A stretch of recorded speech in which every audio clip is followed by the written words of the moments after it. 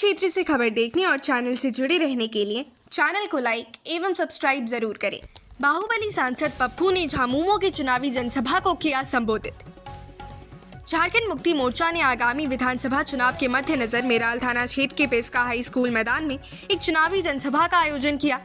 इस सभा में पूर्णिया के सांसद राजेश रंजन उर्फ पप्पू यादव मुख्य अतिथि के रूप में शामिल हुए। इस अवसर पर उन्होंने झारखंड की जनता से मंत्री मिथिलेश कुमार ठाकुर के समर्थन में वोट देने की अपील की और भाजपा की नीतियों पर गंभीर सवाल उठाए। पप्पू यादव ने अपने संबोधन में कहा कि 1980 से उन्हें जनता की सेवा करने का मौका मिलता चला आ रहा है और इस सेवा को वह आगे भी बरकरार रखना चाहते हैं। उन्होंने प्रधानमंत्री नरेंद्र मोदी के वादों को छलावा बताते हुए कहा कि 2 करोड़ रोजगार देने का वादा सिर्फ एक चुनावी जुमला था। यादव ने कहा कि भाजपा सरकार ने जनता का भरोसा तोड़ा है और विकास की दिशा में किए गए वादे अधूरे रह गए हैं। उन्होंने झारखंड के विकास में भाजपा की भूमिका पर सवाल उठाते हुए कहा कि झारखंड के निर्माण के समय झामुमो और अन्य क्षेत्रीय नेताओं ने अहम भूमिका निभाई, जबकि भाजपा ने सिर्फ सत्ता की राजनीति की। उन्होंने कहा कि जितना भाजपा की सरकार ने जनता को लूटा है, उतना हम जनता के बीच में बांटे हैं। पप्पू यादव ने भाजपा पर झारखंड को लूटने का आरोप लगाते हुए कहा कि भाजपा की सरकारों ने झारखंड के संसाधनों का शोषण किया। उन्होंने असम के मुख्यमंत्री हेमंत बिश्व शर्मा का भी जिक्र करते हुए कहा कि असम में जानवर, सुपारी और कोयले की तस्करी हो रही है और प्रतिदिन 24 करोड़ रुपए की अवैध कमाई का जिक्र किया।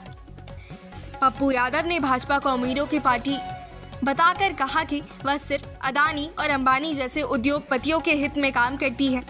उन्होंने कहा कि पप्पू यादव ने झामुमो की सरकार की प्रशंसा करते हुए कहा कि हेमंत सोरेन की सरकार ने सभी जातियों और धर्मों के लोगों को योजनाओं का लाभ दिया है। उन्होंने कहा कि कोरोना महामारी के दौरान झारखंड सरकार ने मजदूरों की हर संभव मदद की और फंसे हुए लोगों को 13 ट्रेनों से वापस बुलाने का प्रबंध किया। पप्पू यादव ने कहा कि भाजपा की सरकार सहारा कंपनी के माध्यम से गरीबों का पैसा फंसा कर बैठी है और झामुमो की सरकार सत्ता में आने पर इसे वापस कराने का प्रयास करेगी। को लाकर के माइंस पर आपने बैठा दिया। चौथी चीज, आपने लोहा और स्टील 76% लोहा और 80% स्टील लगभग आप चुपचाप चोरी करके यहां से ले जाते हैं, जो किसी को पता नहीं है।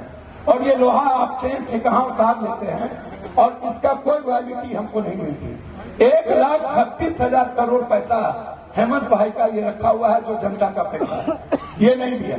सुप्रीम कोर्ट के आदेश के बावजूद नहीं दिया। 17 कोर्ट जब हेमंत भाई ने आदिवासी के लिए बिल पास किया तो इसने सबसे ज्यादा, नरेंद्र मोदी ने कहा कि सवाल ही नहीं उठता है और अमित शाह जी ने उस बिल को बंद कर दिया। हमको नरेंद्र मोदी जी, आप हमको कोई एक बात बताइए, आपने बर्बाद किया क्या वो? अब मैं आपको बताता हूँ। मुसलमान भाई, ये आपको कुछ नहीं करेगा, ये आपको डराएगा। गल्फ कंट्री से इसको ऊर्जा चाहिए, गल्फ कंट्री से इसको तेल चाहिए और दुनिया की पॉलिसी में कोई मुसलमान, हिंदू, सिख, ईसाई व्यापार और देश के हित में नहीं है। मैं आप इसको समझ लीजिए। ये आपसे नफरत करवाता है और ये चोट करता है यादव पर, शाह पर, चौधरी पर, तलवार पर, बनिया पर, नुनिया पर, पासवान पर, राम पर, आदिवासी पर। पूछिए कैसे? आते ही इन्होंने नौकरी बंद कर दिया। एक भी वैकेंसी बैंकिंग का आज तक निकला है? बताइए ना। यहाँ पढ़े लिखे लड़के हैं, बैंक की वैकेंसी बताओ, निकला है? नहीं निकला। इसको कितना दिन हो गया? 11 साल हो गया ना।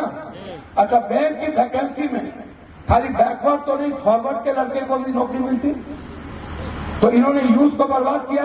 अब आई है रेलवे की, एक भी वैकेंसी निकली है? अरे बोलिए ना जोर से।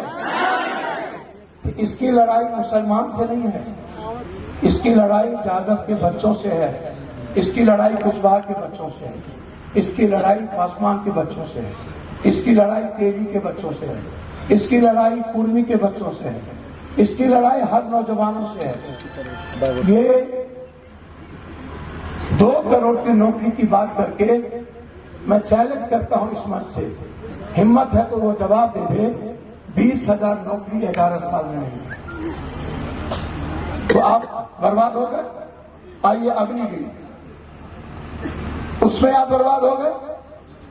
अब आइए आरक्षण, इसने क्या किया? आपके आरक्षण को डायरेक्ट खत्म नहीं किया,